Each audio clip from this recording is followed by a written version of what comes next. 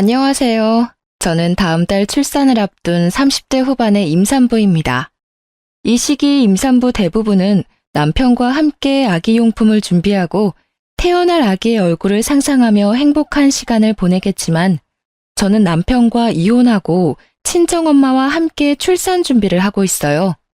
제 이야기를 적기 위해 지난 임신 기간을 떠올려 보니 다사다난이라는 단어가 떠오릅니다. 제 인생을 통틀어서 이렇게까지 화를 낸 적이 있었나 싶을 정도로 화를 많이 냈고 잘 풀리지 않은 현실에 답답해하며 스트레스를 많이 받았던 것 같아요.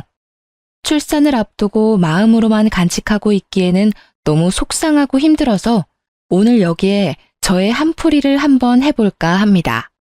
아는 동생의 푸념이라 생각하시고 끝까지 잘 들어봐 주세요. 우리 규민이가 대기업에 다니는 거 아시죠? 제가 혼자 이렇게까지 아들을 키우기 정말 힘들었어요.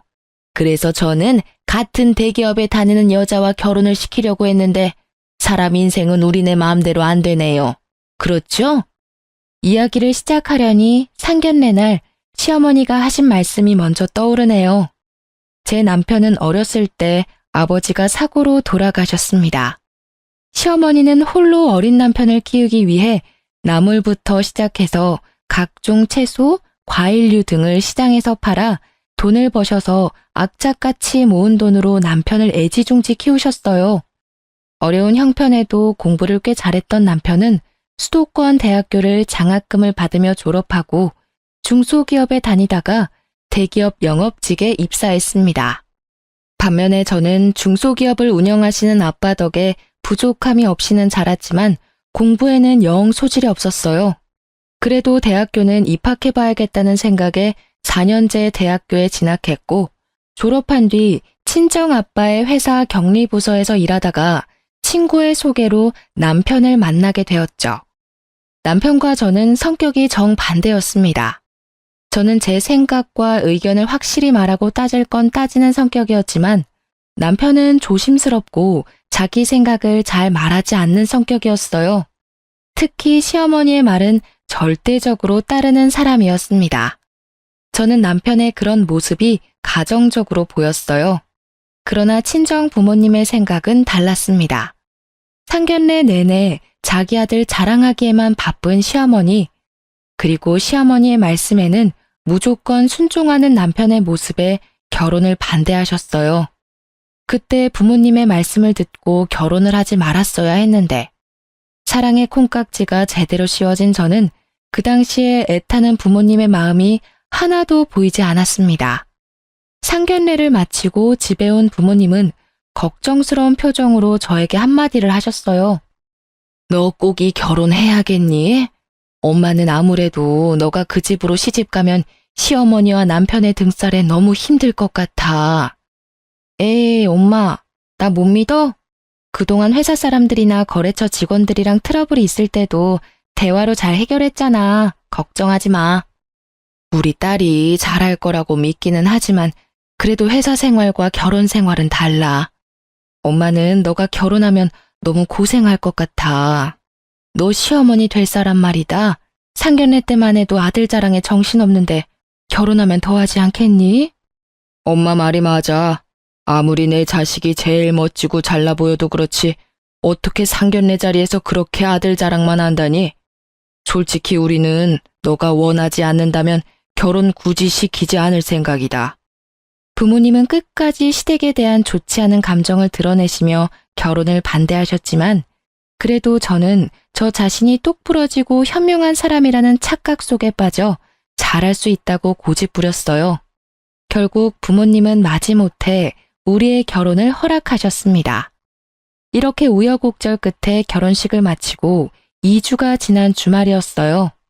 남편은 회사에 밀린 일이 많다며 출근을 했고 저는 그날따라 너무 피곤해서 낮잠을 자고 있었습니다.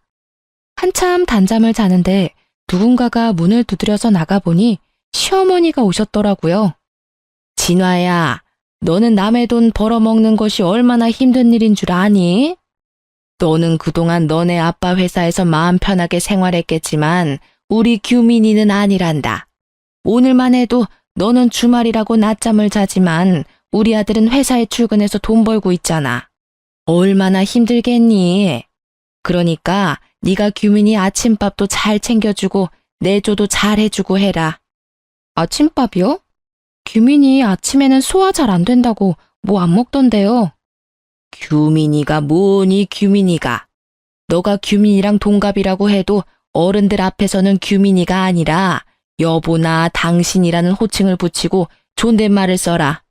이제 가장인 남편한테 반말이 가당키나 하니? 규민이는 너한테 존댓말 안 쓰더라도 너는 가장인 남편에게 당연히 존댓말을 써야지. 그리고 나는 규민이의 아침을 챙겨주지 않았지만 너는 규민이가 밥을 먹든 안 먹든 무조건 아침밥 챙겨. 넌 규민이 마누라잖아. 시어머니는 자신도 챙겨주지 않은 아침밥을 제게 챙기라고 성화였습니다. 게다가 동갑인 남편에게 존댓말을 쓰라니 그저 황당했어요. 무슨 동갑끼리 존댓말을 써요. 서로 쓰는 것도 아니고 저만 일방적으로 남편에게요? 그리고 어머니도 챙겨주시지 않았던 남편 아침밥을 제가 왜 챙겨야 해요? 만약에 제가 일하지 않고 남편이 앞으로 아침을 먹겠다면 모르겠지만요. 저도 회사에 출근해야 하고 남편도 먹지 않은 아침밥을 제가 왜 해야 하는지 저는 이해가 안 가요. 어머, 얘 좀 봐라. 너 지금 나한테 말 대꾸 하는 거야? 생각을 해봐라. 우리 아들은 대기업에서 일하고 너는 구멍가게 같은 회사에서 일하고 있잖아. 거기서 돈 벌어봤자 뭘 얼마나 번다고 우리 아들 아침밥도 못 챙겨주니? 그리고 요새 같은 어려운 시기에 대기업에 입사해서 긴 시간 잘 버티는 게 어디 쉬운 줄 알아? 그니까 우리 아들이 앞으로 스트레스 받지 않고 회사 일만 잘 할 수 있도록 고분고분하게 내줘야란 말이다. 시어머니의 말처럼 요새 같은 어려운 시기에는 대기업에 입사하기도 어렵고 어찌어찌 입사했다 쳐도 잘리지 않고 무사히 다니기가 쉽지 않다는 것은 잘 알고 있습니다. 그런데 제 남편, 사실 회사에 다닌 지 2년밖에 되지 않았어요. 대학교 졸업 후 원하던 대기업에 취업이 되지 않아 중소기업에서 일하다가 우연히 대기업에 입사하게 된 것이었습니다. 물론 그것도 대단한 일이긴 하죠. 하지만 고작 2년 다녀놓고 엄청나게 오래 다닌 것처럼 떵떵거리며 말씀하시는데 기가 막혔습니다.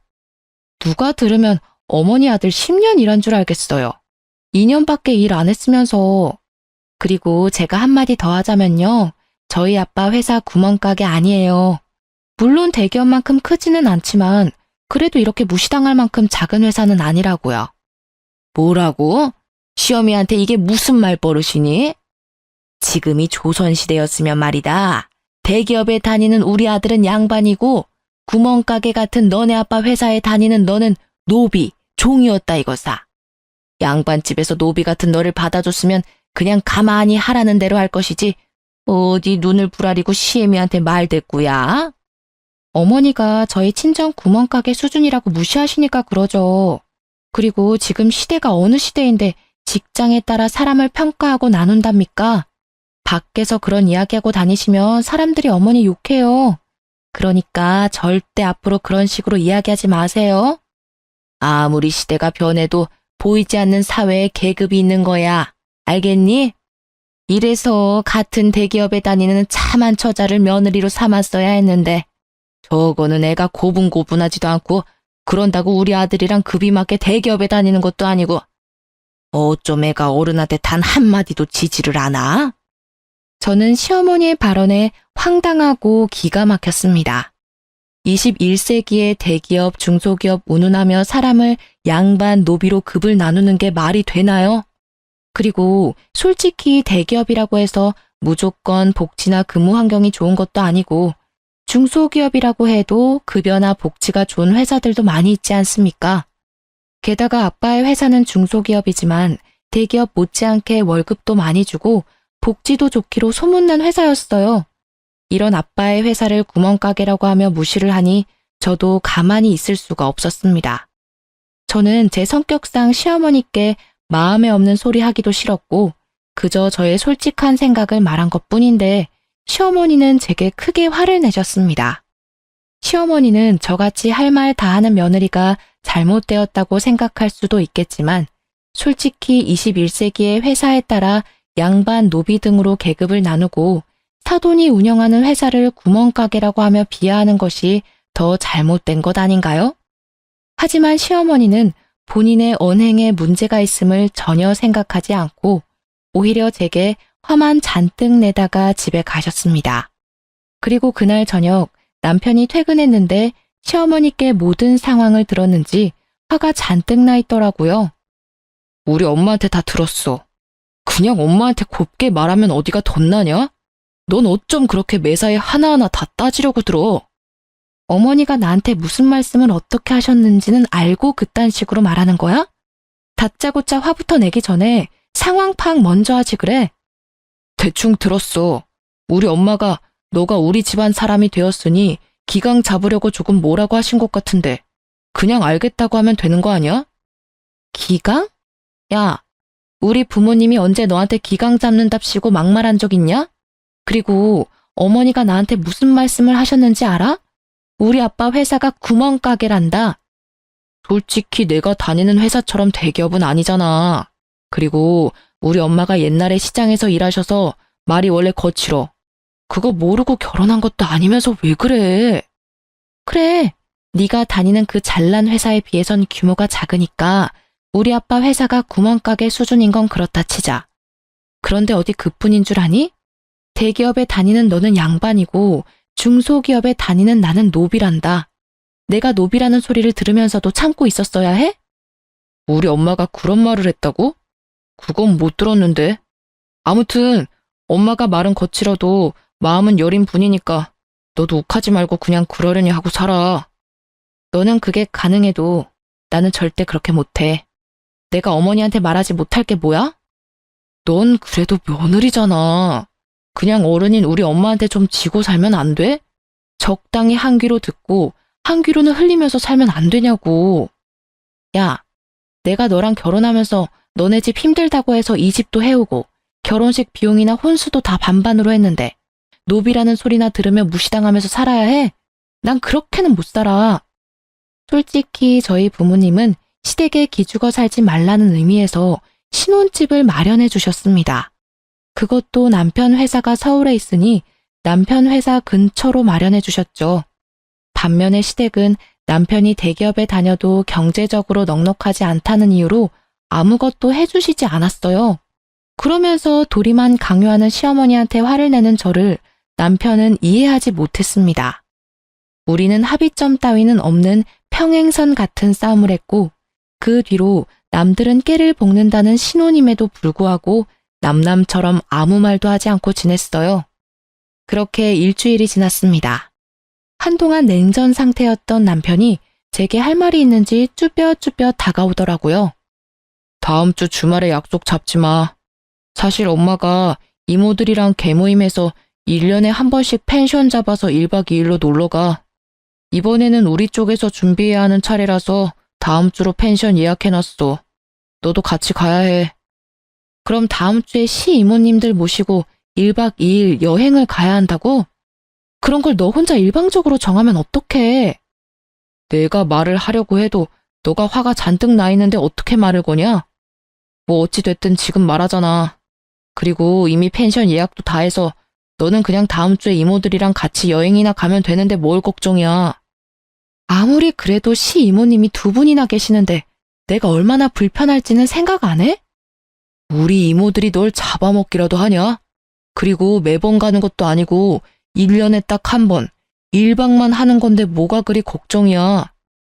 아휴, 말을 말자. 펜션은 어디로 잡았는데? 남편은 강원도 쪽으로 펜션을 잡았다며 펜션 이름을 제게 알려주었습니다.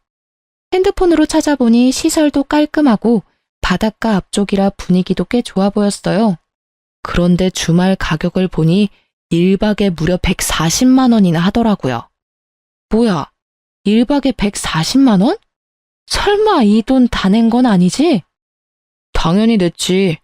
이번에 우리 결혼하며 이모들한테 축의금도 꽤 받았고 게다가 너는 중소기업이지만 사장님 딸이고 나는 대기업 사원인데 친척들한테 당연히 우리가 사야 하는 거 아니야? 야, 우리가 부부인데 100만 원이 넘는 금액을 쓰려면 서로 상의를 해야 하는 거 아니야? 나한테는 말 한마디도 없이 네 마음대로 그 금액을 막 써? 내가 우리 집 여행해서 네 돈 달래? 어차피 내가 번 내 돈으로 펜션 비용 결제하겠다는데 뭐가 잘못됐어? 넌 좀 따지고 들지 마. 우리는 서로 이해하지 못했고 그 뒤로도 만나기만 하면 원수처럼 싸워댔습니다. 하지만 원래 신혼 때는 치약 짜는 것이나 양말 벗는 것과 같은 사소한 것으로도 많이 싸운다고들 하니까 남편과 저 또한 서로 맞춰가는 과정이라고 생각했어요.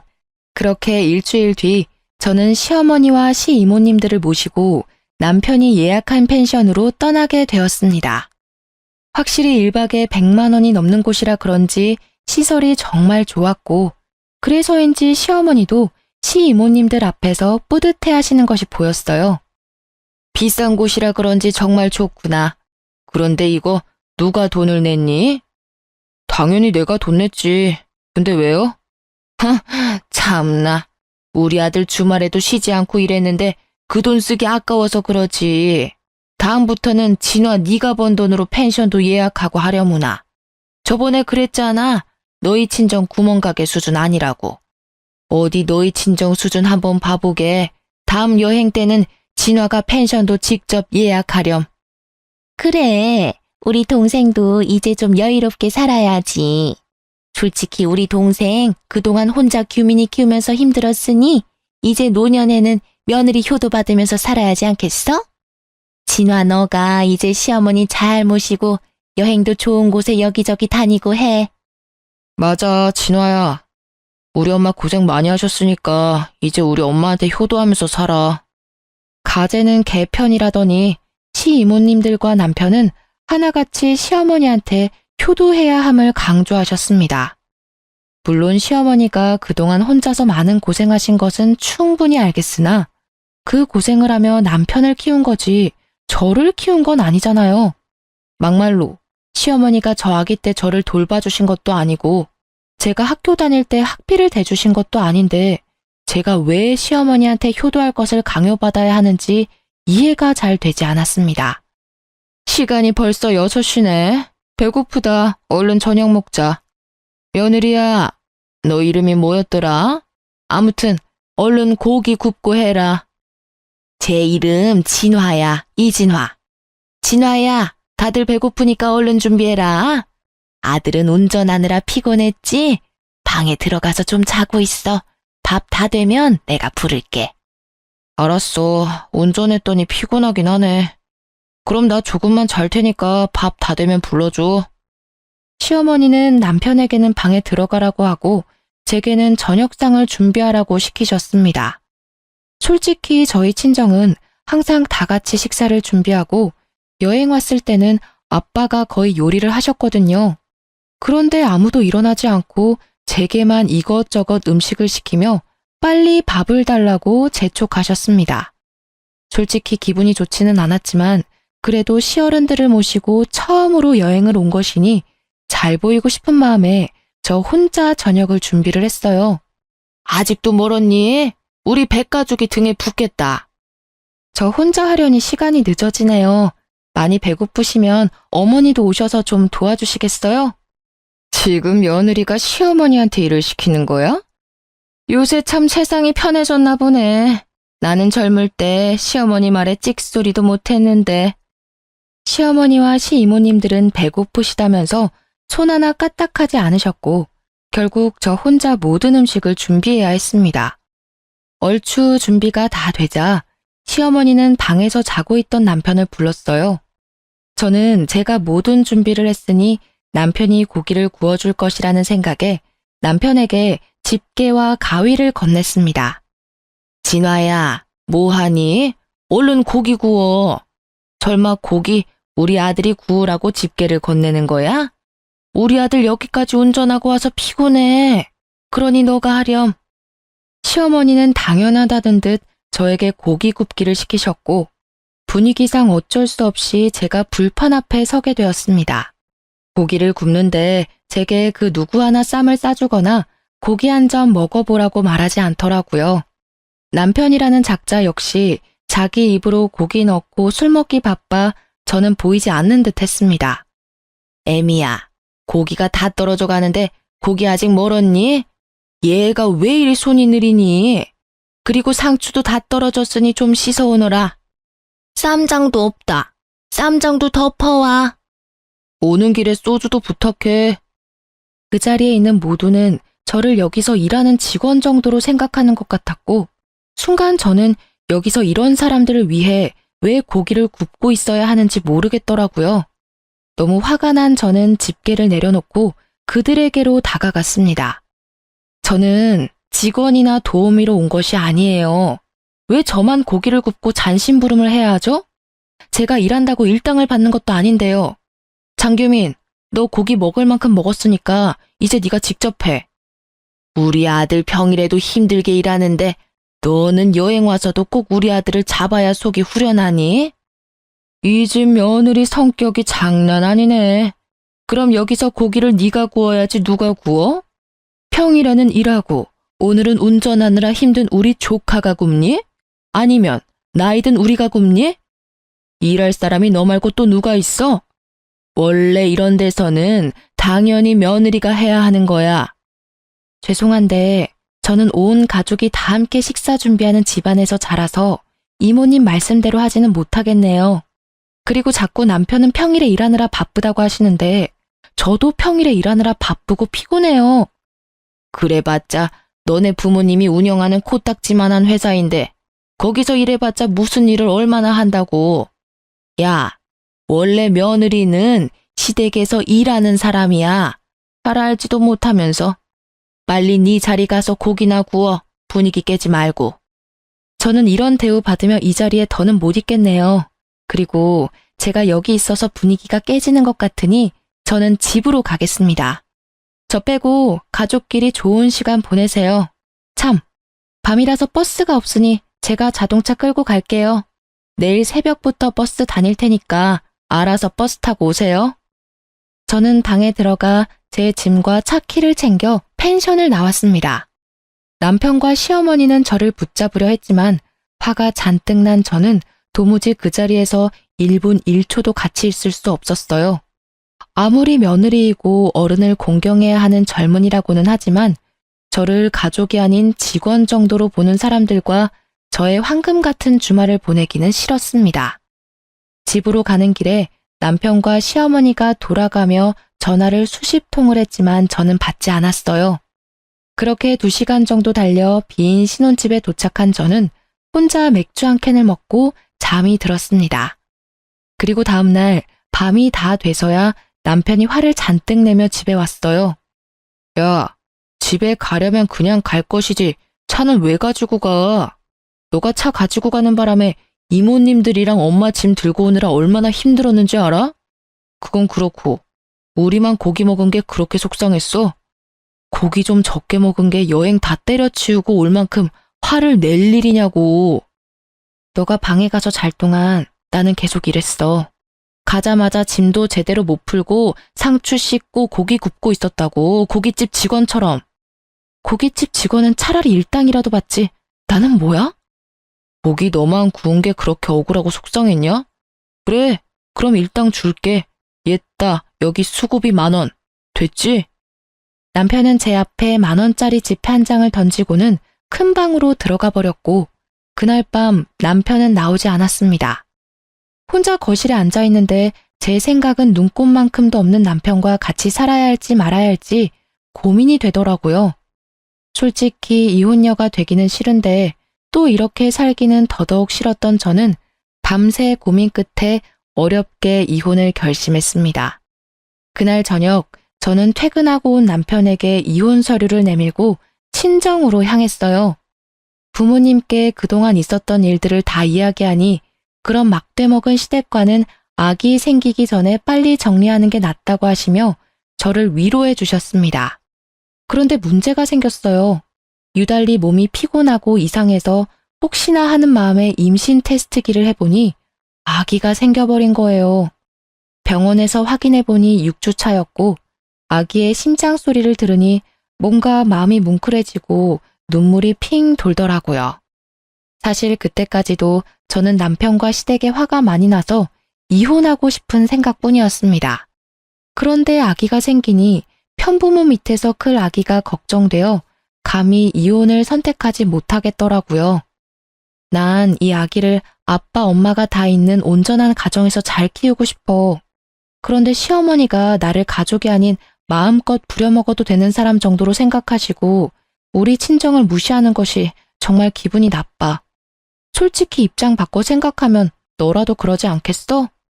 뭐, 기분이 좋지는 않겠지. 그래서 말인데, 나 임신할 기간만이라도 스트레스 받지 않게 너가 중간 역할 좀 잘 해줄래? 시어머니가 나한테 친정 무시하는 발언하지 못하도록 너가 좀 도와줘야겠어. 우리한테 온 이야기 지켜야 하잖아. 내가 무슨 수로 어떻게 돕길 바라는데? 임신 기간만이라도 시댁과 연락 끊고 살자.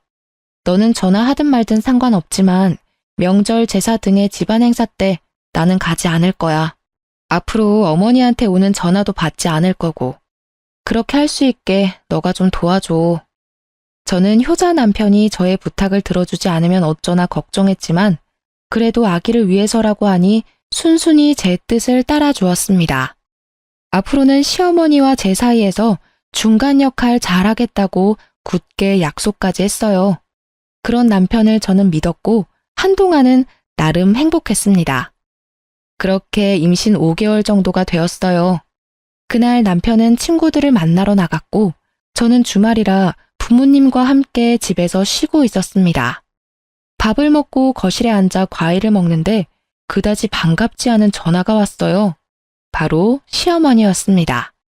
저는 전화를 받지 않으려고 했지만 계속 전화를 하시는 통에 어쩔 수 없이 받았어요.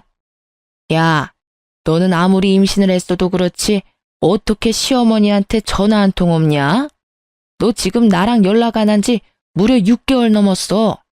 정말 영 끊고 살 거야? 규민이한테 다 들었다. 너가 임신 기간에 나랑 연락 끊고 싶다고 했다길래 화가 많이 났어. 어디서 며느리가 시어미한테 연을 끊자는 이야기를 해?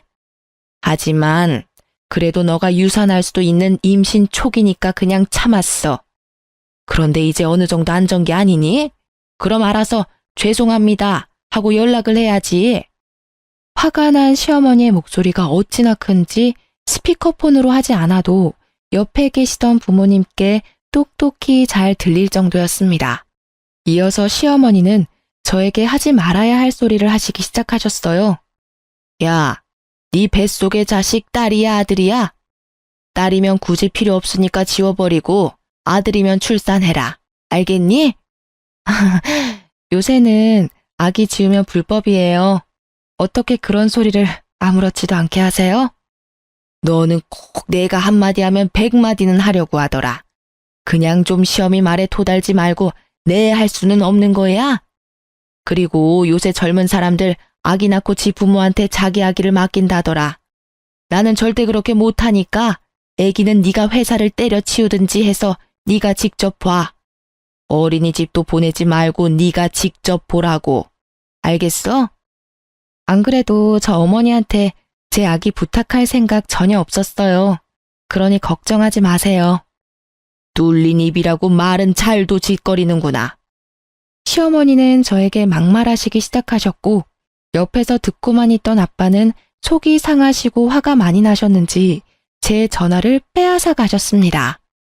사돈, 지금 임신한 아이한테 이게 뭐 하는 짓입니까? 이러니 우리 딸이 시댁과 연을 끊자는 이야기를 하지. 딸이면 지워버리라고요? 어떻게 사람이 그런 말을 한답니까? 정말 무식하군요. 이봐요. 지금 말 다 했어요? 뭐? 무식? 그럼 당신의 딸내미는 임신했다고 시어미랑 연락 끊고 살자는 게 잘하는 짓이에요? 솔직히 사돈이 진화에게 해준 것이 뭐가 있습니까? 결혼한다고 집을 해준 것도 아니고 그 흔한 반지 하나 해준 것도 아니잖아요.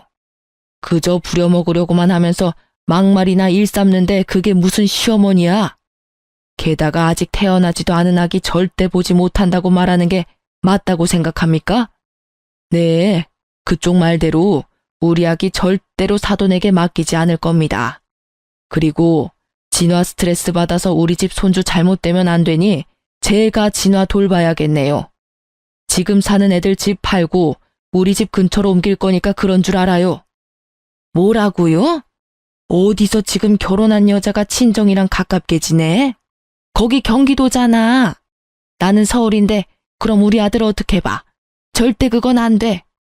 안 된다고 하면 어쩔 건데요? 그 집 내가 산 집입니다. 집 주인인 내가 집을 팔겠다는데 그쪽이 아기 태어나면 아기 봐줄 것도 아니잖아요. 그러면서 왜 애들 이사를 못하게 해?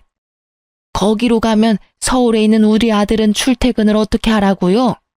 어쩜 자기 딸만 생각하고 내 아들은 자식도 아닌가요? 이봐요. 사위도 자식이야. 나야말로 하고 싶은 소리네요. 이봐요. 며느리도 자식이에요.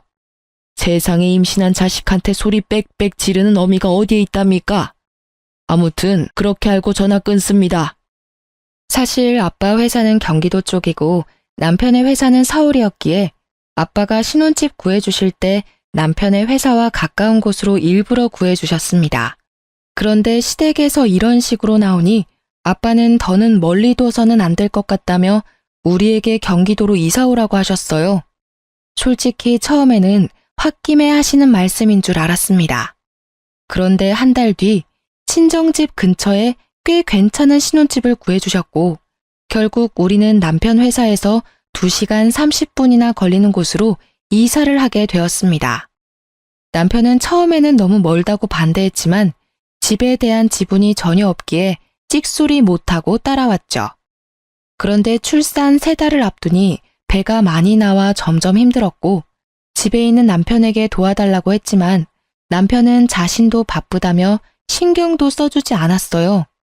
주말에 친정에서 부모님과 함께 보내고 있는데 시어머니한테 전화가 왔습니다.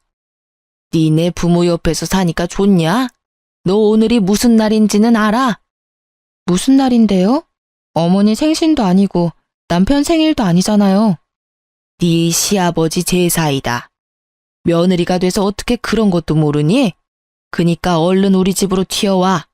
참, 우리 아들은 너네 아빠 때문에 매일 5시간씩 출퇴근하느라 힘들 테니 반드시 너 혼자 와라. 알겠니? 시어머니는 오늘 제사이니 오라는 말만 하시고 끊으셨습니다. 사실 저는 전날 병원 검진에서 임신성 당뇨에 저혈압이 심하다며 되도록 멀리 다니지 말라는 주의를 들었어요. 그래서 배가 잔뜩 나온 이 몸으로 서울까지 가기에는 무리였습니다. 게다가 제가 시댁에 가면 가정부처럼 일만 하다 올 것이 뻔했고 무엇보다 아버지 제사에 아들인 남편도 참석 안 하는데 얼굴 한번 못 본 제가 굳이 갈 필요는 없잖아요. 그래서 저는 시댁에 가지 않고 친정에서 낮잠을 잤어요. 그렇게 3시간 정도 지났으려나요? 계속 들리는 진동 소리에 잠이 깨서 핸드폰을 보니 시어머니가 전화를 100통이나 하셨더라고요. 지금 전화 받아봤자 욕설만 들을 것이 뻔하기에 저는 계속 울리는 핸드폰을 받지 않았습니다. 그리고 잠시 후 누군가 친정집의 대문을 두드렸어요. 엄마가 깜짝 놀라 문을 열어보니 문 앞에는 시어머니가 계셨고 화가 난 표정으로 제 이름을 부르셨죠. 이진화, 너 이 시어미 말이 말 같지가 않냐? 너네 시아버지 오늘 제삿날이니까 당장 튀어오라고 했어 안 했어? 그런데 너는 친정에서 퍼질러 잠이나 자? 내가 그렇게 웃음니? 시어머니는 저의 머리채를 잡고 흔들어댔고 그 모습에 놀란 엄마는 시어머니를 밀쳐냈어요. 다돈, 아무리 그래도 어떻게 임신한 아이 머리를 잡는답니까? 그리고 우리 진아, 지금 몸이 안 좋아요. 서울까지 갈 몸 상태가 아니라고요. 그건 내 알 바 아니고 며느리면 당연히 시댁 제사에 하늘이 2쪽이 나도 참석해야 할 거 아니야. 이렇게 며느리 도리 못할 거면 이혼해. 나도 너 뱃속에 자식 따위 필요 없다. 이혼이요? 알겠습니다. 이혼할게요. 안 그래도 며느리 집안 노비로 보는 어머니랑 중간 역할 제대로 하지도 못하는 남편 때문에 힘들었는데 잘 됐네요. 아기에게는 아빠와 엄마가 같이 있는 환경이 좋을 것 같아 어떻게든 살아보려고 했었는데 이런 시어머니와 남편 밑에서는 아기가 보고 배울 게 하나도 없겠네요.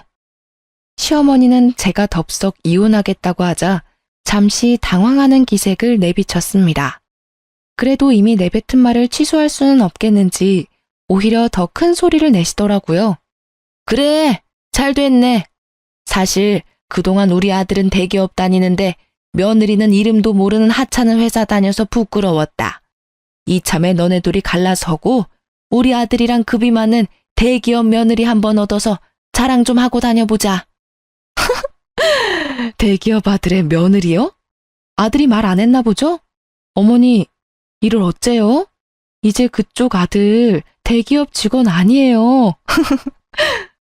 뭐? 뭔 소리야? 우리 아들 대기업 잘 다니는데 무슨 소리를 하는 거야? 임신하더니 정신도 나버렸니? 시어머니는 여전히 남편이 대기업에 다니고 있는 줄로만 알고 계셨습니다. 저는 원래 시어머니와 따로 연락을 안 했는데 남편 역시 자신이 회사에서 잘린 사실을 말하지 않았던 것이죠. 어머니, 아니지. 아줌마의 그 대단한 아들이요. 매일 지각해서 회사에서 권고사직 당했어요. 그 잘난 대기업에서 잘렸다고요. 아시겠어요? 시어머니는 제 말을 끝까지 믿지 못하겠다고 하며 친정집을 박차고 나가셨습니다. 사실 경기도로 이사하고 남편은 2달도 안 돼서 해고당했어요. 남편이 하던 일이 영업이라 거래처와의 신뢰가 정말 중요한데 남편이 중요 거래처와 미팅을 늦게 와서 거래가 여러 번 취소되었다고 해요. 솔직히 더 젊고 능력 좋은 사람들이 줄 서서 기다리는 대기업에서 기업 이미지 깎아먹는 남편을 계속 데리고 있을 필요는 없잖아요. 그래서 권고사직을 당하게 되었죠. 반면 저는 여전히 아빠 회사에서 일하고 있었습니다. 그날 저녁 부모님은 남편을 불러 둘이 당장 이혼하라고 하셨어요. 저는 알겠다고 했으나 남편은 그래도 아기가 생겼는데 죽어도 이혼 못 해주겠다고 고집을 피우더라고요. 뱃속의 아기를 생각한다는 사람이 너네 엄마 하나 제대로 막지 못하냐? 솔직히 너네 엄마가 그동안 나한테 얼마나 막말을 했어? 게다가 오늘은 너네 아빠 제사인데 오지 않았다고 여기까지 쫓아와서는 내 머리채를 잡더라. 나는 내 자식이 이렇게 폭력적이고 말도 무식하게 하는 어머니를 닮을까봐 무서워. 앞으로는 내가 잘할게. 그러니까 제발 나 한 번만 봐주라. 우리 아기 아빠 없는 자식으로 키울 거야? 요새 여자 혼자 아기 키우기가 얼마나 힘든데.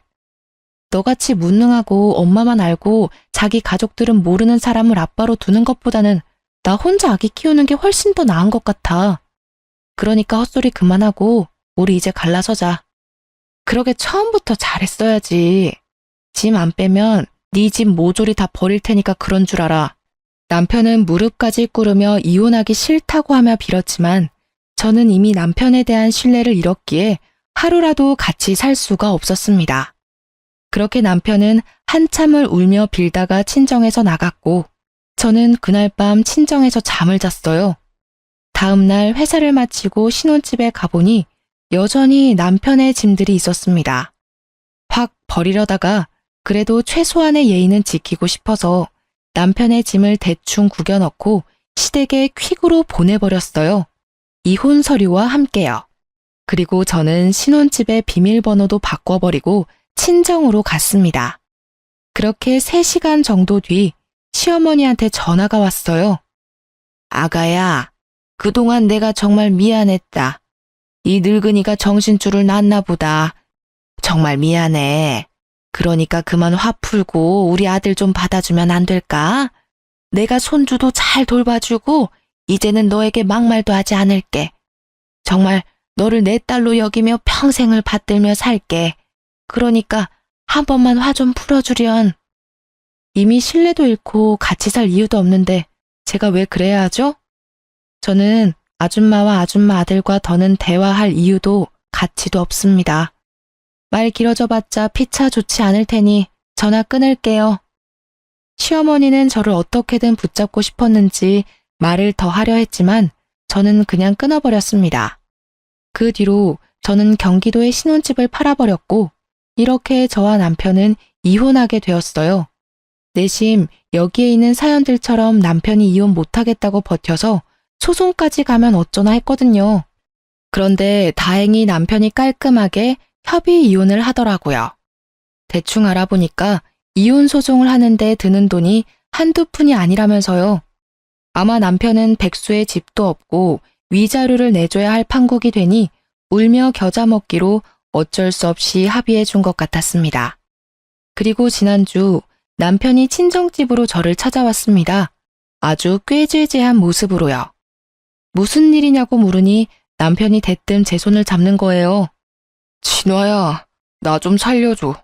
사실 우리 엄마가 화장실에서 얼마 전에 쓰러지셨어. 그래서 지금 사경을 헤매고 있는데 병원비가 한 푼도 없어. 제발 불쌍한 사람 돕는다 생각하고 병원비 좀 주면 안 될까? 어? 그럼 내가 정말 평생 널 은인으로 생각하고 살게. 어머, 어머니께서 그리 되셨어? 어쩌면 좋아. 너 회사도 잘리고 많이 힘들었겠다. 잠깐만. 저는 집 안으로 들어와 제 지갑을 꺼냈어요. 그리고 지갑 안에 있던 10,000원을 꺼내 들었습니다. 이를 어쩌나? 지갑에 10,000원밖에 없네? 옛다 병원비. 이거 갖고 가서 잘 치료해드려. 야, 장난해? 우리 엄마가 사경을 헤맨다는데 이러고 싶어? 솔직히 나는 이 상황에서도 자업자득이라는 단어밖에 생각이 안 나네. 너네 엄마 그동안 얼마나 나를 괴롭게 하고 막말을 일삼았니? 나를 가족은커녕 그저 부려먹을 생각뿐이셨는데 내가 왜 너네 엄마의 병원비를 보태줘? 난 그렇게 마음이 넓은 사람이 아니라서 그렇게는 못하겠다. 10,000원으로 병원비 쓰면 되겠네. 저는 10,000원을 던지고 문을 쾅 닫아버렸습니다. 이렇게 저는 출산을 앞에 두고 남편과 이혼하게 되었어요. 사실 제 아기에게 화목한 가정, 좋은 아빠를 만들어주지 못해 미안합니다. 되도록 가정을 지키며 살려고 했는데 워낙 제 성격이 세서 참지 못하고 갈라서고 말았네요. 제 사연을 듣는 청취자분들 중에는 저보다 더 현명하게 이 상황을 대처하실 분도 계시겠지만 저로서는 이게 가장 나은 방법이었습니다. 어찌되었든 저는 이미 남편과 갈라섰고 이혼한 것에 대해 후회하지는 않아요. 그리고 앞으로는 과거에 얽매이지 않고 더 강해질 것입니다. 곧 저는 엄마가 되니까요. 엄마가 되는 것이 걱정되고 많이 떨려요. 그래도 제 사연을 듣고 계시는 인생 선배님들에게 응원의 말 한마디씩 들으면 힘이 날 것 같습니다. 우리 아기 무사히 잘 태어나서 행복한 꽃길을 걸을 수 있도록 좋은 말 부탁드려요. 지금까지 제 이야기 들어주셔서 감사합니다.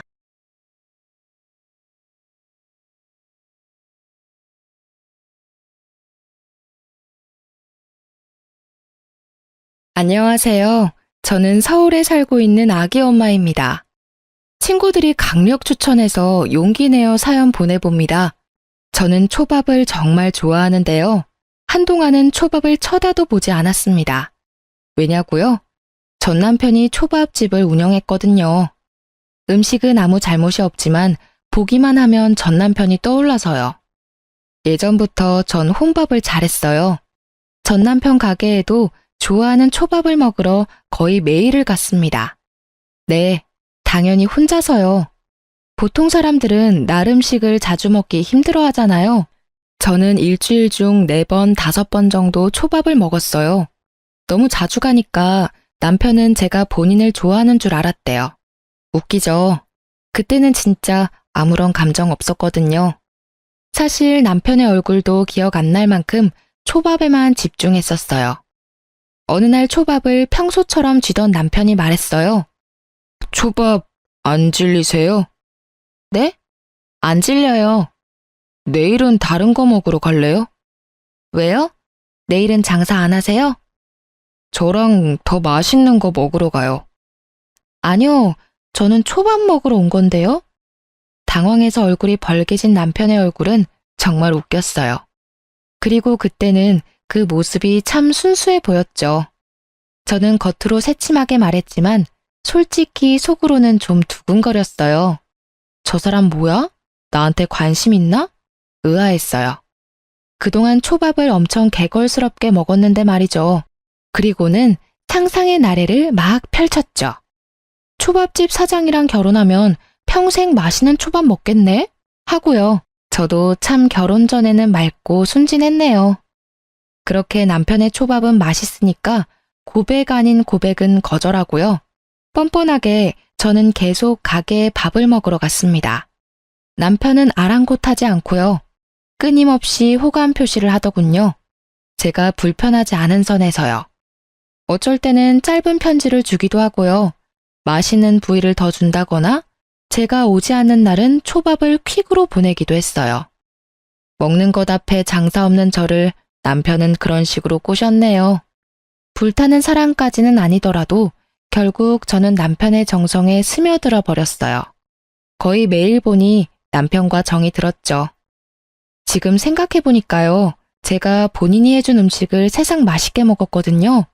그래서 남편이 저를 좋아했나 봐요. 물론 결혼 후 남편의 초밥을 자주 먹는 일은 없었어요. 귀찮다고 안 해주더라고요. 당신 13일 안 잊었지? 오, 우리 집 김장하는 날이잖아. 당신도 참. 우리 아빠 생신이라고 내가 몇 번을 말해. 같이 식사하기로 했잖아. 아, 맞다. 장인어른 생신이셨지? 뭐 먹으면 되려나? 사실 나도 아빠도 당신 초밥 좋아하기는 하는데. 야, 그날 아침에 잠시 예약 주문 배달만 하고 문 닫을 거라고. 나보고 또 초밥 쥐라는 거야? 아니, 난 혹시나 하고 말한 거지. 아빠나 나나 당신이 해준 초밥 안 먹은 지도 오래됐고. 그리고 당신 초밥은 항상 제일 베스트잖아. 그냥 말이나 해본 거야. 식당은 내가 알아보면 돼? 근데 나보다 당신이 아는 것 더 많잖아. 내가 알아볼게. 대신 그날 우리 집 잠깐이라도 들러. 시댁 식구들 고생하는데 얼굴이라도 비춰야지. 알겠어. 용돈은 따로 드릴 거니까 간식거리만 사가면 되겠지? 저는 결혼하고 임신을 바로 해서요. 그 해에는 시댁 김장에는 참여를 못했어요. 출산한 해에도요. 그리고 친정 아버지랑 저는 김장을 해본 적이 없어요. 제가 어릴 때 어머니께서 돌아가셨거든요. 언제나 고모들께서 김치를 챙겨주시거나 김치를 사 먹었죠. 사실 아빠랑 저는 김치를 많이 먹는 편도 아니라 김치 없이도 잘 살았습니다. 그런데 남편은 김치가 없으면 밥을 못 먹을 정도로요. 김치를 너무 좋아해요. 그나마 다행인 건 어떤 김치든 맛있다고 잘 먹습니다. 시어머니 김치가 아니더라도요. 시댁에서 남편 먹으라고 줬던 김치들은 금방 동이 나서요. 제가 매달 남편 먹을 김치를 따로 구매했어요. 어머니, 저 왔어요. 출출할 때 드시라고 커피랑 빵 사왔어요. 예, 왜 이렇게 늦게 왔어? 그러고 서 있을 시간 없다. 얼른 옷 갈아입고 오너라. 네? 얘는 마음이 급해 죽겠는데 뭐라고 서 있니? 바쁘다. 오늘 안에 끝내려면 서둘러야 해. 저기 방에 네 옷 준비해놨으니 빨리 움직여라. 제가 상황 파악을 못하자 시모는 제 등을 떠미셨어요. 신우는 제 딸을 봐준다며 다른 방으로 데리고 갔고요. 얼떨결에 옷까지 갈아입은 저는요. 아, 잠깐이라도 돕고 가라는 뜻이시구나 했어요. 다행히 아버지랑 약속 시간까지 2시간 정도 남아 있었어요. 저는 중간중간 시계를 확인하면서 열심히 도왔습니다. 절인 배추를 무리하게 들다가 허리를 살짝 삐끗하면서도요. 저 어머니 12시인데 이제 가봐도 될까요? 아니 그게 뭔 소리냐? 아직 한참 남았는데. 오늘 친정아버지 생신이셔서요. 말씀드렸었는데 12시 반까지 만나 뵙기로 해서 지금 가봐야 할 것 같아요. 예, 너 지금 결혼한 지 얼마나 됐냐? 이때까지 한 번도 김장 안 돕고 김치만 얻어먹더니 지금 너 그게 당연한 건 줄 아냐? 누군 허리가 빠지도록 배추 씻고 절이고 너는 계속 아무 고생 없이 대가 없이 내 김치를 먹겠다 이거니? 어머니, 그렇게 말씀하시면 저 조금 서운해요. 제가 임신하고 출산하느라 참여 못한 거잖아요. 일부러 안 한 게 아니잖아요. 난데없이 소리를 질러대는 시모에 저는 놀라서 울먹였습니다. 지금 너 일부러 안 하려 하잖니? 친정아버지 생신이라고 몇 번이나 말씀을... 예, 너 정말 웃긴다. 몇 번 말해. 난 너 못 보낸다. 그렇게 알아라. 아니, 양심 있으면 말이야. 지금부터라도 빠지지 않고 도와야지. 참 어디 말 같지도 않은 소리를 해? 처음에는 남편이 분명히 얼굴 도장만 찍고 오라 했습니다. 일찍 보내준다고도 말했고요. 결국은 안 보내줘서 아빠는 저를 기다리다가요. 남편이랑 둘이 식사를 하셨어요. 남편도 하필 예약 도시락에 문제가 생겨서 늦었더라고요. 친정아빠는 결국 쫄쫄 굶으시다 오후 늦게 점심을 드셨죠. 너무 속상했는데요. 아빠는 오히려 저를 달래주셨어요. 딸, 이제 엄마다 생각하고 시어머니 말 잘 들어. 아빠 생일이 뭐가 중요하냐? 만약 앞으로 아빠한테 문제 생겼을 때 너한테 가족은 시댁 식구들밖에 없을 텐데 지금 미리 잘 보여야지. 아빠도 우리 딸내미 손맛 엄청 궁금하네. 나는 신경 쓰지 말고 김장 잘 도와드리고 와. 최서방이랑 같이 맛있는 거 먹으러 갈 거니까. 아빠, 진짜 미안해. 나랑 나중에 더 맛있는 거 드시러 가요. 김치는 아빠 목 내가 가져갈게. 시모는 김장을 하는 내내 저를 째려보더라고요. 다 하고도 수고했다는 말 한마디 없었어요. 시모는 식탁에 툭 던지듯이요. 큰 김치통 하나랑 작은 반찬통 올려놓고 말했어요. 큰 김치통은 내 아들 몫이고 그리고 이거는 네 친정아빠 갖다 줘라. 호랩이니까 이 정도만 있으면 되겠지.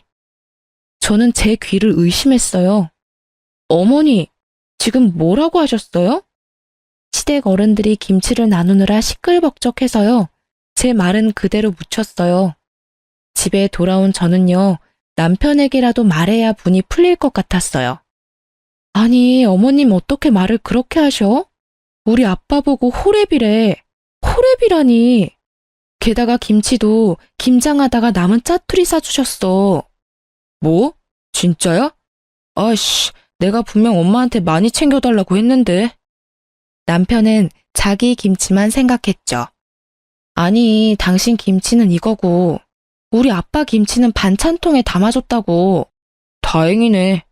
뭐? 다행? 말 다 했어? 내 말을 듣고도 다행이라는 말이 나온다고?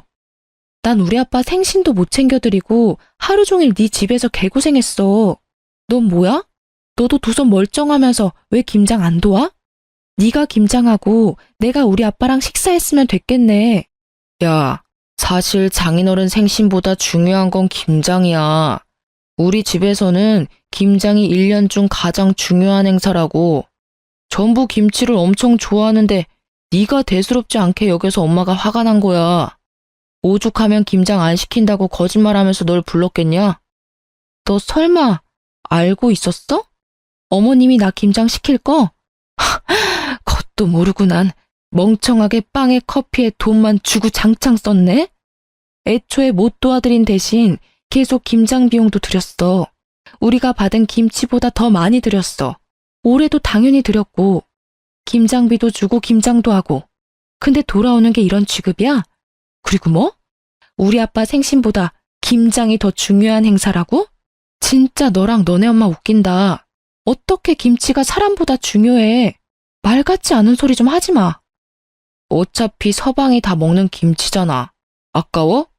겨우 하루 고생한 네 노동이랑 김장비가 그렇게 아까워? 당신 참 속 좁다. 그리고 네가 몰라서 그렇지 그런 집도 있는 거야. 아마 우리 가족들 생일이었어도 똑같이 김장했을걸? 예외는 없어. 우린 김치를 좋아하다 못해 사랑해. 남편의 한마디 한마디가 아주 징글징글했어요. 새삼 김치 없으면 밥 못 먹는 것도 유난이라 생각 들더라고요. 김치가 그렇게 좋아? 좋아. 그러니까 밥이나 좀 해봐. 흰 쌀밥에 김장김치 빨리 먹고 싶으니까. 그래, 그렇게 좋다는 거지? 알겠어. 미안한 기색도 없는 남편에게 오만정이 다 떨어지더라고요. 혹시 옛날 어떤 드라마에서 나왔던 김치 싸대기 아세요? 그 장면처럼 김치를 당장 꺼내 남편 뺨을 휘갈기고 싶더라고요. 저는 분노를 참고 남편이 먹을 밥을 새로 했죠. 맛있다고 신나서 잘 먹더라고요. 남편이 다음 날도 그 다음 날도 그렇게 맛있게 먹는지 저는 두고 보자 했죠. 반찬이 이게 뭐야? 뭐긴 뭐야. 당신이 좋아하는 김치지. 그리고 김치볶음밥. 남편이 초밥 외에는 음식할 줄 모르거든요. 결혼하고부터는 식당 일하는 남편이 안쓰러워서요. 아침 저녁 살뜰히 제가 정성스레 밥을 차려줬어요. 근데 남편 하는 꼬라지를 보니 저도 바뀌어야겠더라고요. 장난해? 지금 어제 일로 복수하는 거야? 복수라니, 너 김치 좋아한다며. 좋아하는 걸 줘도 왜 난리야? 아, 됐다. 말을 말자. 와, 엄청 맛있겠네. 잘 먹을게. 남편은 얄밉게도 엄청 맛있게 먹더라고요. 그래서 그 다음날도 열심히 요리해줬어요. 밥 먹어. 당신이 좋아하는 반찬 김치랑 김칫국이야. 이게 진짜 다야? 김치 좋아한다며. 좋아하지. 전날보다 표정은 굳었지만 역시나 잘 먹더라고요. 그래서 저는 계속 반찬은 김치로 고정하고요. 고기 없는 김치찌개, 김치전, 볶음김치, 김치찜, 다양하게 김치 요리를 해줬습니다. 일주일쯤 됐을까요? 제가 묵은지를 씻어서 초밥을 만들고 있었어요. 남편이 뒤에서 울면서 싹싹 빌더라고요. 미안해. 잘못했어. 여보야, 그러지 마. 나 이제 김치 못 먹겠어. 자기 김치 사랑한다며 마음이 벌써 변한 거야? 김치보다 사람이 당연히 중요하지. 아버님 생신이 당연히 중요하지. 난 앞으로 시댁 김장할 때 절대 안 가. 다음 김장 때는 당신이 해결해. 약속해. 응, 약속할게. 그렇게 저는 김치 문제를 해결했습니다. 사실 그때도 잠깐 이혼 생각이 들었었는데요. 김치 때문에 이혼했다고 하면 웃기잖아요. 그래서 꾹 참았던 것도 있습니다. 남편의 여동생은 저랑 나이차가 2살이었어요. 비슷하게 임신을 하고 출산을 해서요. 제 딸이랑 시조카가 동갑이었죠. 신우는 어느 날부터 자기 아들을 데리고 저희 집에 왔어요. 새언니, 요새 보니까 공동 육아가 유행이래요. 공동 육아요? 네, 애기들도 혼자 있는 것보다 같이 있는 게 좋대요. 엄마들끼리 번갈아 가면서 육아 분담을 하면 스트레스도 덜하고요. 아, 그래요? 저도 몇 번 들은 것 같아요. 그쵸? 좋은 방법이죠. 그래서 제가 왔잖아요. 육아 동지, 잘 부탁합니다. 네, 아가씨 저도 잘 부탁해요. 그때까지는 그런 신우가 귀여웠어요. 많이 힘들어서 우리 집에 왔구나. 나도 힘들었는데 서로 힘이 되겠네 하고요. 신우도 저도 엄마로서 모든 게 처음 하는 경험이니까요. 하지만 공동 육아는 같이 하는 건데 신우의 밥도 제가 차리고요. 아이 둘도 제가 전부 돌봤습니다. 제가 밥을 차리면 설거지라도 해줄 줄 알았는데 드러누워 자더라고요. 저도 피곤하거든요. 제 딸 재우고 나면 단 20분이라도 눈을 붙였었는데 신우와 시조카 덕분에 아예 쪽잠도 못 잤어요. 그렇게 매일같이 찾아오는 신우 덕에 저는 살도 엄청 빠졌습니다. 신우는 큰애 1명 추가로 키우는 기분이 들었어요. 도합 3명의 아이를 케어하니 몸이 남아날 리가 없죠. 아니, 집안꼴이 이게 뭐야? 당신 요즘 해도 너무한다. 여보, 그게 아니라 설거지 또 안 한 거 봐. 뭘 도대체 얼마나 먹은 거야? 나도 노력하고 있어. 근데 너무 힘들어. 그거 내가 먹은 게 아니라 아가씨가 먹은 거야. 내일부터 아가씨 우리 집에 못 오게 해. 뭔 소리야? 아가씨 말이야. 아마 나보다 어리니까 지금 더 힘들 거야. 육아도 살림도. 근데 그렇다고 나한테 다 맡기면 안 되잖아.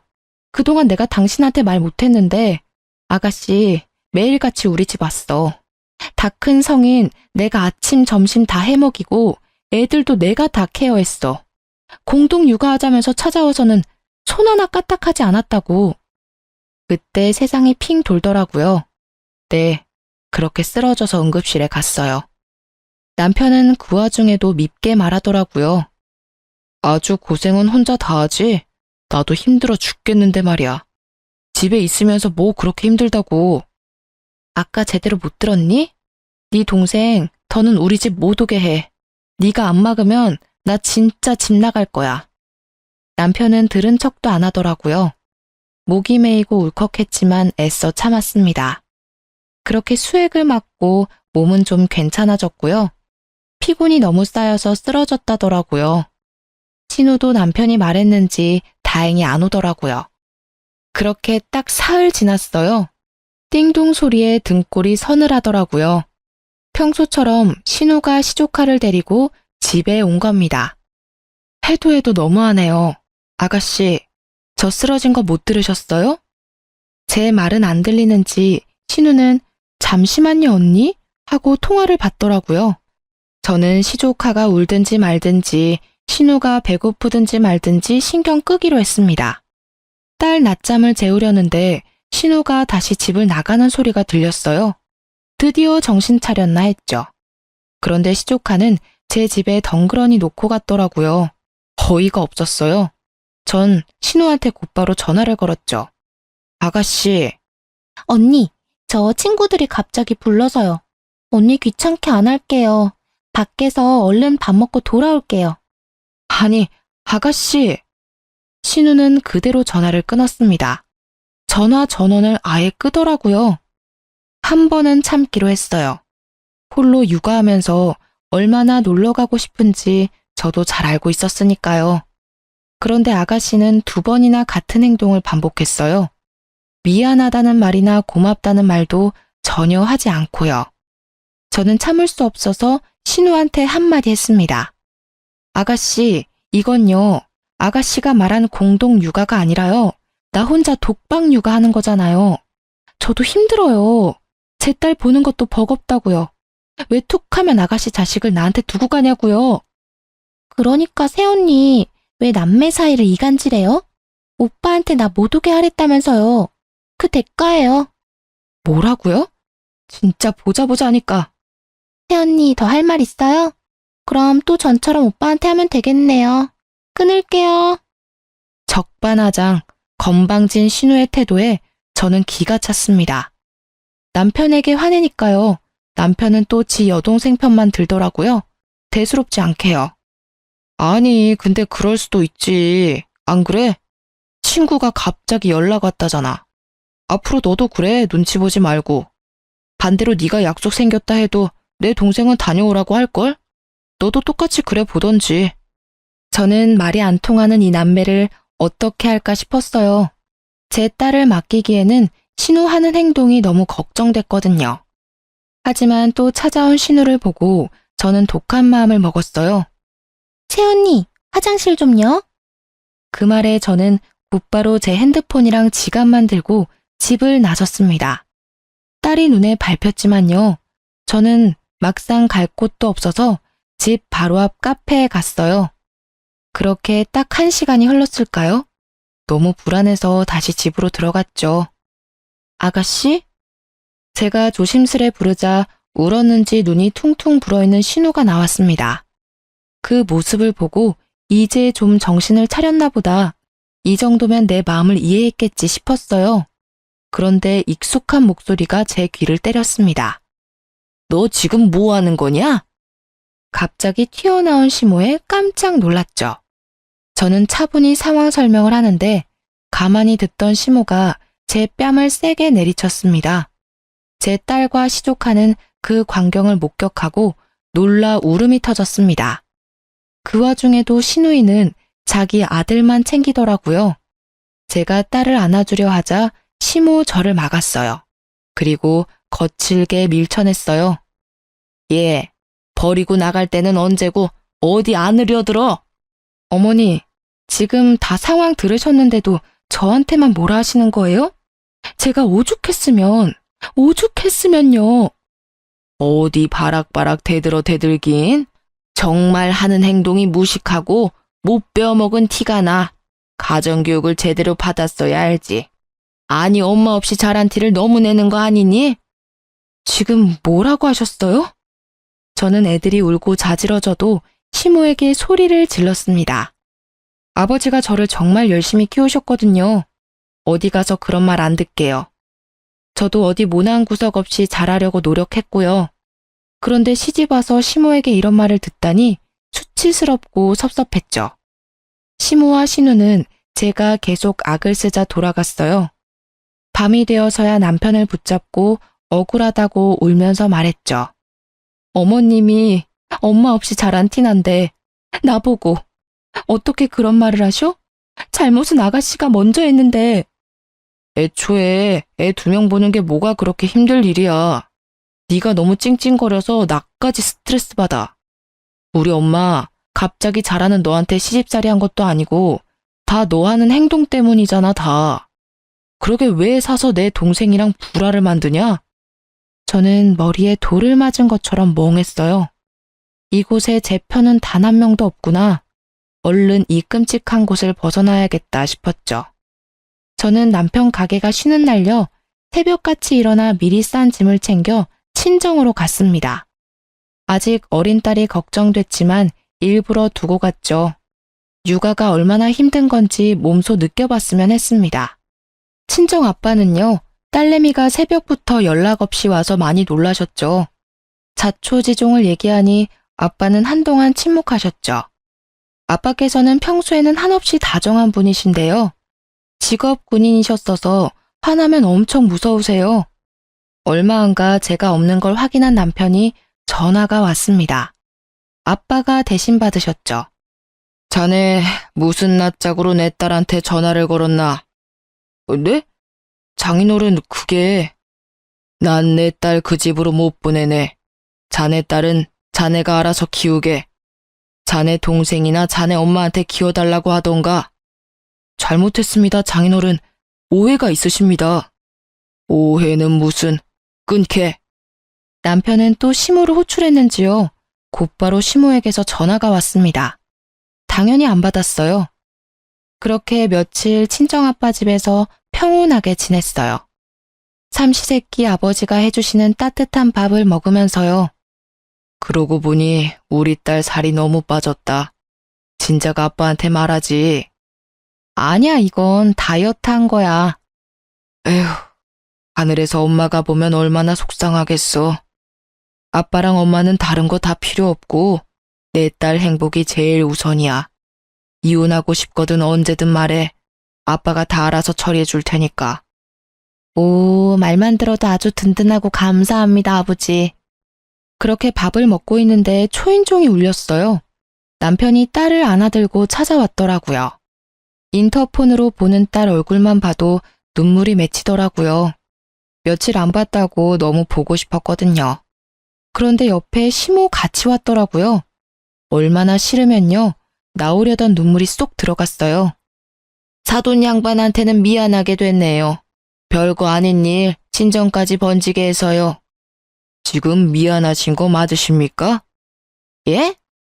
시모는 꼭 시비를 걸듯이 말했거든요. 아빠의 단호한 목소리에 시모는 눈을 커다랗게 뜨더라고요. 험악한 아빠의 표정을 확인했는지 주춤하고요. 아니, 그게 글쎄 사돈어른 무조건 딸내미 편만 들면 안 돼요. 전후 사정을 다 들어봐야 합니다.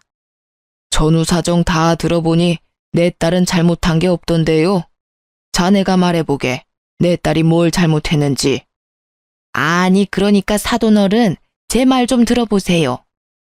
사돈이랑은 더 이상 할 말이 없습니다. 자네, 내 딸 울릴 거면 당장 이혼해.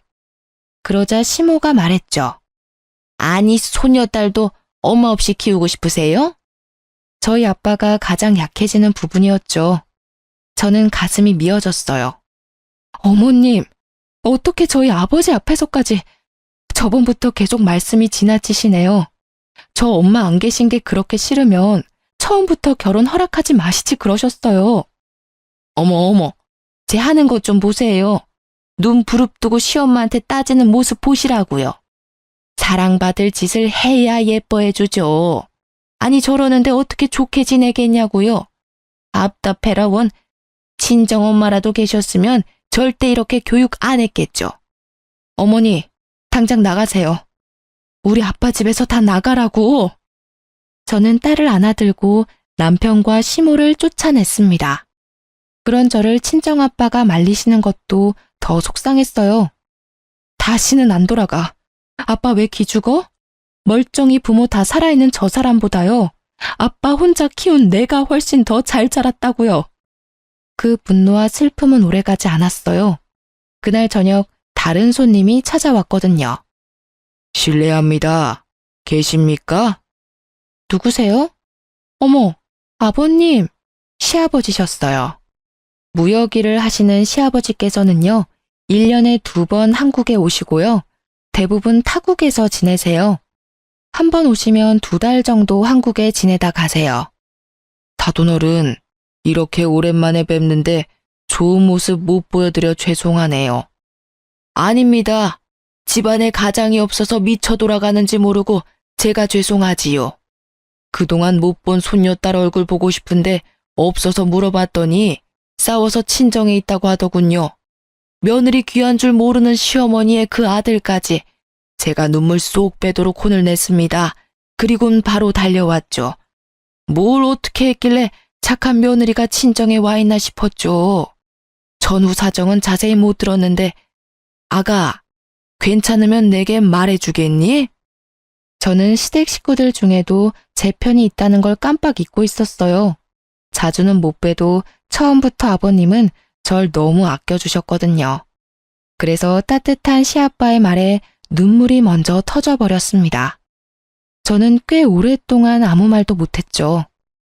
별다른 말 없이 친정아빠와 시아빠가 괜찮다고 달래주셨습니다. 겨우 입을 땐 제 말을 듣고 시아버지는 길길이 날뛰셨어요. 저희 아빠보다 더요. 저희 남편은 재산이 그리 많지 않지만요. 시부는 돈이 엄청 많으세요. 하지만 자식들에게도 부인에게도 돈을 잘 안 쓰세요. 딱 한 가지씩만 지원해 주셨죠. 시모는 생활비 명목으로 카드, 남편은 초밥집 건물, 신우는 신혼집 아파트를요. 그래서 시댁 식구들은 시부 말이면 자다가도 벌떡 일어날 사람들이에요. 시부의 호출에 순식간에 남편과 신우, 시모가 왔더라고요. 당신 카드 일이네. 요즘은 골프가 재미없나 봐? 갑자기 여기까지 불러서 무슨 소리시람? 아니, 당신 왜 그래요?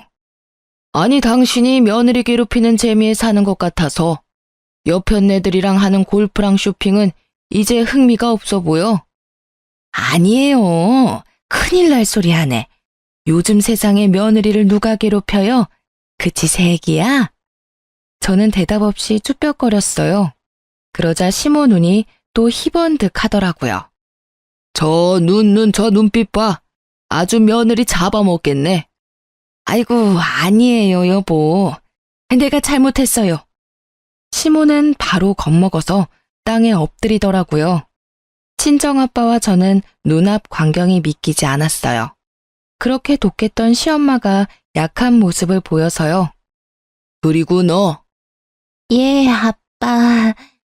시부는 곧바로 시누이를 불렀습니다. 애 키우는 게 힘드냐?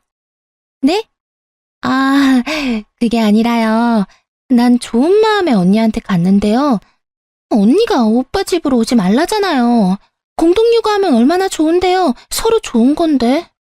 공동육아? 네, 그게 뭐냐면요, 아버지. 입 다물지 못해? 네, 말씀하세요, 아버지. 공동육아한 거 맞냐? 네? 공동육아 했어, 안 했어? 안 했어요, 아버지. 죄송해요. 너무 힘들어서 그랬어요. 근데 언니가 내 맘도 몰라줘서 너무 미웠어요. 잘못했어요. 으이그, 꼴도 보기 싫다. 너 아파트 도로 내놔. 아버지, 제가 잘못했어요. 언니, 뭐라고 말 좀 해봐요. 아가씨도 깨갱해서는 시모 옆에 무릎을 꿇었죠. 남편은 뭐 이미 시부가 부르기도 전에요. 무릎을 꿇고 기다리더라고요. 네가 제일 못됐고 제일 못났어. 아냐? 네, 아버지, 맞습니다. 웃기고 자빠졌네. 너는 말이야, 아주 치사해. 혼자 살겠다고 엄마 동생 버리고 먼저 무릎을 꿇어? 세기한테도 어떻게 했을지 뻔하다 뻔해. 아버지, 부부 문제를 이렇게 크게 만들어 죄송합니다. 다시는 이런 일 없게 하겠습니다. 저는 남편의 그런 비굴한 모습은 처음 봤어요. 쌤통이었죠. 남편과 시모, 신우는요, 정말 손이 발이 되도록 빌고 또 빌더라고요. 저랑 친정 아버지는요, 시아빠가 편들어주고 대신 화내줘서 못 이기는 척 사과를 받아들였습니다. 제 딸이 아직 많이 어려서 덜컥 이혼하자니 그것도 무섭더라고요. 하지만 시부는 마지막에 그런 말씀을 하셨어요. 나는 네 편이다. 나는 무조건 선한 사람 편이야. 그러니까 힘들면 바로 내게 말하거라. 이혼도 도와주마. 그렇게 폭풍 같은 일들이 지나고요. 제 생일을 앞두고 있었어요. 저는 아직 남편이랑 서먹하기도 하고요. 결혼하고 친구들을 자주 못 만나기도 해서요. 이번 생일은 친구들이랑 호텔 뷔페를 예약했습니다. 웬일로 남편은 쉬는 날이라고 아이까지 봐주기로 했어요. 그래도 시아빠 덕분에 조금은 바뀌었다 생각했습니다. 아빠, 서연이 안 봐줘도 돼요. 그이가 봐준대요. 그래? 아빠가 봐줘도 되는데. 아빠도 그날 약속 원래 있었다면서요. 잘 됐지 뭐. 그런데 생일 당일날 어떡하지? 단체 손님 때문에 안 되겠는데? 뭐야, 쉰다며. 나보다 단체 손님이 더 중요해? 아니, 돈 때문이 아니라 그 회사 사람들 거의 전부 단골이라서 거절하면 이미지 나빠진단 말이야. 매출 떨어진다고. 아니, 왜 되려 나한테 성질이야? 나한테 약속하지나 말던가. 그럼 내 이미지는? 친구들한테 뭐라고 해? 장인어른한테 서연이 맡겨. 아니, 자기는 어린애도 아니고 생일이 그렇게 중요해? 결혼을 했으면 내조를 할 생각을 좀 해라. 내가 나조차고 이래? 당신이랑 서연이 먹여 살려야 할 거 아니야. 아빠한테는 당신이 봐준다고 해서 이미 괜찮다고 했단 말이야. 당신이야말로 생일 1년에 한 번인 거. 그것도 이런 취급해야 돼? 으이그, 상황이 어떻게 될 줄 알고. 야, 그러지 말고 지금이라도 전화해봐. 나랑 싸워서 해결될 일 아니잖아. 몰라, 나 늦었어. 지금 나가야 돼. 신랑은 책임감 없이 그렇게 나가버리더라고요. 아빠께 전화하니 아빠도 약속 때문에 멀리 계셨어요. 그리고 이어지는 아빠의 말에 저는 몸이 굳었어요. 최소방은 참 장인에 이어 부인 생일까지 못났다. 아빠, 그게 무슨 말이에요? 저녁에는 온다니? 절대 배달로 식사 때우지 마라. 귀하디 귀한 너 태어난 날인데 본인 가게 손님 식사는 중요하게 생각하는 사람이 말이야. 아빠, 혹시 내가 모르는 게 있어? 말 안 하려고 했는데 혹시 너한테까지 그럴까봐 말해야겠다. 너 저번에 시댁에서 김장한 날 말이다. 응, 아빠 생일이셨잖아. 기다리라고 해서 기다렸더니 배달 삼겹 시켜주더라. 구워주는 것도 아니고 귀찮아서 배달 삼겹 시켰다고 당당히 말하더구나. 뭐? 열받아서 눈이 돌아가더라고요. 감히 장인어른 생신날 배달 삼겹살을요? 제가 한 번은 임신하고 너무 덥고 입덧이 심해서요. 삼겹살 먹고 싶다고 구워달라는 남편한테요. 배달 삼겹이라도 먹으라고 한 적이 있어요. 그때 노발대발 화냈었거든요. 하늘 같은 서방한테 배달 삼겹이 말이 되냐고요. 그래놓고 장인어른 생신날 어디 가게에 모신 것도 아니고 집에서 배달 삼겹이라니. 당장 가게에 찾아가 머리채를 다 뽑고 싶더라고요. 저는 냉수를 들이키곤 겨우 진정했습니다. 우선 친구들끼리 뷔페에 가라고 연락했어요. 딸이 부쩍 칭얼거림이 심해서요. 뷔페 가면 저도 친구들도 제대로 못 먹을 거 알았거든요. 게다가 남편 일까지 더해져 제 목구멍은 이미 닫힌 상태였죠. 제가 미안하다고 하니 친구들은 자기들도 안 가겠다고 버텼어요. 맛있는 거 사서 저희 집으로 오겠다고요. 저는 오히려 친구들이 뷔페 안 가는 게 더 속상했어요. 그래서 꼭 저 대신 예약한 뷔페 먹고 오라고 신신당부했죠. 너희 안 먹고 오면 말이야. 나 문 안 열어줄 거야. 나 때문에 안 먹고 오면 나 더 비참해. 그니까 맛있게 먹고 인증샷까지 보내? 난 저녁에 신랑이랑 먹으러 가기로 했단 말이야. 응? 이 기집애가 진짜 고집은 세서. 알겠다, 알겠어. 그럼 금방 먹고 갈게. 조금만 기다려. 네가 좋아하는 초밥집에서 초밥 왕창 포장해 갈 테니까. 전화를 끊고 제 처지가 너무 처량해서 슬펐어요. 괜찮다고 하지만 속상한 마음은 어쩔 수 없으니까요. 그리고 남편을 어떻게 할까 생각하고 있었죠. 그런데 얼마 안 가 친구들에게서 다시 전화가 왔습니다. 아, 너희들 진짜 나 신경 쓰지 말고 먹으라니까. 소연아, 너 남편 오늘 일 갔다고 했지? 응? 아, 갑자기 근처 회사에서 단체 예약했거든. 그 사람들이 워낙 단체로 단골들이라 거절할 수 없어서. 근데 왜 여기 있지? 어? 뭐라고? 아, 야, 바꿔봐봐. 내가 말할게. 또 다른 친구가 씩씩거리며 전화를 바꿔봤더군요. 야, 저 미친. 네 남편 왜 여기 있냐? 네 시엄마도 보이더라? 너 빼고 단체로 룸에서 식사하고 있네. 내가 가서 깽판 놓을까? 룸은 예약해야 하잖아. 지들끼리만 맛있는 거 먹고 뭐야 저것들 진짜? 야, 잠시만. 일단 모르는 척 해줘. 내가 남편한테 전화해볼게. 저는 곧장 친구 전화를 끊고 남편에게 전화했어요. 계속 전화를 수신 거부로 넘기더라고요. 받을 때까지 끈질기게 전화를 걸었어요. 야, 바쁜데 왜 자꾸 전화질이야? 내가 도와주러 갈까? 뭐? 뭔 소리야 갑자기? 서연이 아빠가 봐준대. 바쁘지? 내가 자기 도와주러 갈게. 야야야, 오지 마. 왜? 오지 마. 오늘 분위기 보니까 중요한 업무 얘기도 하시고 프라이빗한 식사라 너 오면 불편할 거야. 그래? 끊어라. 전화하지 마. 사시미 뜨다가 나와서 받았잖아. 그래. 사시미 조심해야지. 마음 같아서는 사시미 들고 찾아가고 싶었어요. 대신 저는 다른 걸 품에 쥐고 호텔로 향했죠. 어떻게 할까? 우리가 어떻게 해줄까? 소연아, 너 대신 우리가 따져줄까? 야, 소연, 너한테는 이 언니들이 있어. 기죽지 마. 하고 싶은 말 다 하고, 그리고 나도 가만 안 둬. 저것들 뭔 사정이 있던 간에 감히 내 친구한테 이런 취급을 하다니. 제 친구들은 제각기로 저 대신 분노하고 있었어요. 그동안 시댁의 만행들 친구들도 모두 알고 있었거든요. 한 명은 눈물을 보이기도 했죠. 나 괜찮아. 내가 할게. 어디야? 친구들이 가르쳐준 룸의 문을 열었더니요. 남편은 귀신을 본 것처럼 비명을 질렀어요. 아, 깜짝이야. 당신 뭐야? 신우는 물을 마시다 사례가 들렸고요. 시무와 신우는 제 눈을 피했어요. 여기 오늘 제 생일인 거 모르시는 분 계세요? 야. 남편이 제게 꽥 소리를 지르자 친구들이 나타났죠. 나가서 얘기해. 그리고 뒤에 누구야? 안녕하세요. 결혼식에 뵙고 처음 뵙네요. 왜 애한테 소리를 질러대요? 친구들은 제 양쪽에 보디가드처럼 섰어요.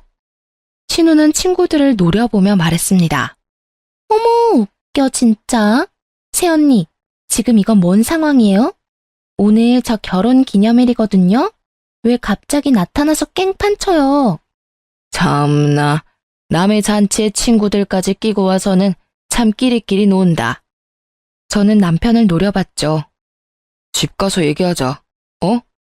약속 파토 낸 것도 화가 나지만 거짓말까지 하면서 굳이 생일인 나 빼고 여기 있는 이유가 뭐야? 당신 진짜 최악이다. 내가 싫다 했어요. 내 기념일이잖아요. 이런 날까지 언니 얼굴 보고 싶지 않았거든요.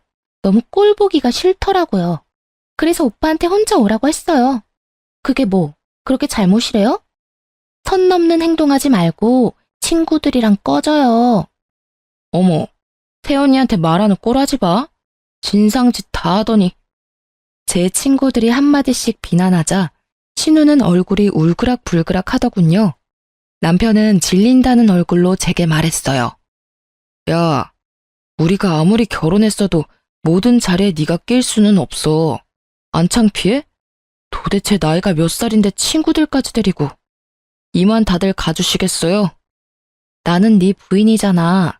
난 네 사람이잖아. 근데 너가 날 안 챙기면 누가 날 챙기니? 내 생일까지 일했어야 했어? 우리 아빠도 모자라서. 장인어른은 참 어른답지 못하게 또 그걸 너한테 일렀어. 네 성격 알면서. 아, 너네 집 진짜 질린다. 저희 아빠께도 모욕감을 준 남편, 더 이상 참을 수 없더라고요. 저는 집에서 챙겨온 선물을 남편 머리에 그대로 부었습니다. 내 마음이야. 니네 식구들이랑 네가 제일 좋아하는 거. 남편의 머리부터 발끝까지 김치 국물이 흘러내리자 시모와 신우는 비명을 질렀습니다. 어머나 세상에. 흘러내리는 매콤한 국물 때문에 남편은 눈을 쉽게 뜨지 못했죠. 물티슈. 물티슈 없어? 눈 따가워. 당신 정말 돌았어? 돌았지. 마음 같아서는 여기 앉은 모두한테 뿌리고 싶은데 나랑 내 친구들한테 튈까봐 참은 거야. 너랑은 이혼이야. 이 말 꽤 오래전부터 하고 싶었는데 내뱉으니 시원하다 아주. 저는 그렇게 친구들이 도와줘서요. 아기 짐과 제 짐을 싸서 친정으로 갔습니다. 친정 아빠는 저랑 친구들을 보고 놀라고 상황을 듣더니 탄식했어요. 친구들은요, 남편이 친정 아빠께 배달 삼겹을 시켜준 걸 알고 대신 멋진 계획을 세워줬어요. 그 다음 날까지 시댁에서 별다른 연락이 안 왔습니다. 남편도요. 저는 시아버지께 전화를 곧장 드렸죠. 아버님, 곧 생신이잖아요. 다시 출국하시기 전에 대접해드리고 싶어요. 저는 시아버지를 친정에 초대했습니다. 남편이랑 시댁 식구들한테는 비밀로 해달라고 하고요. 명문도 모르고 시댁 식구들은 아버님 따라 친정으로 왔습니다. 남편은 제가 또 기분이 풀린 줄 알았나 봐요. 여보, 아버지 생신 미리 챙겨줘서 너무 고마워. 시모랑 신우는 내 눈치를 보느라 눈알만 요리조리 굴리더군요. 친정아빠도 어서들 드시라고 시댁 식구들을 맞이했어요. 거실 바닥에는 배달 삼겹을 미리 깔아놨습니다. 시아버지 빼고 모두가 사색이 되어 있었어요. 아버님, 편하게 드세요. 이게 무슨 일이니, 아가? 남편은 잘못을 아는지 본능적으로 무릎 꿇었습니다. 보아하니 시아빠한테는 말하지 말라는 뜻이었어요. 남편은 하늘이 무너진 얼굴로 고개를 계속 저었어요. 아, 아버님, 친정아빠께서 엄청 맛있게 드셨다고 해서요. 아버님도 좋아하실 것 같아서 주문했죠. 아니, 제가 시댁에서 김장하는 날 아빠 생신이셨거든요? 어머님께서 집에 절대 못 보내준다고 하셔서요. 남편이 대신 아버지 모셨는데 글쎄, 이 배달 삼겹으로 대접했다네요. 그리고 김치도 필요하시죠? 이거는 전에 어머님이 챙겨주신 김장하다 남은 짜투리예요.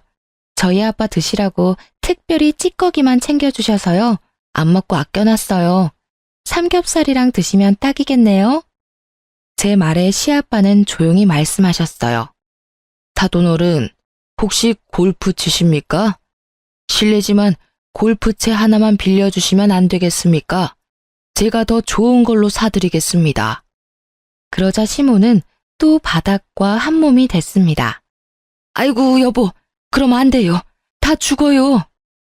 나 창피해서 너거들이랑 못 살겠다. 오늘 끝장 보자.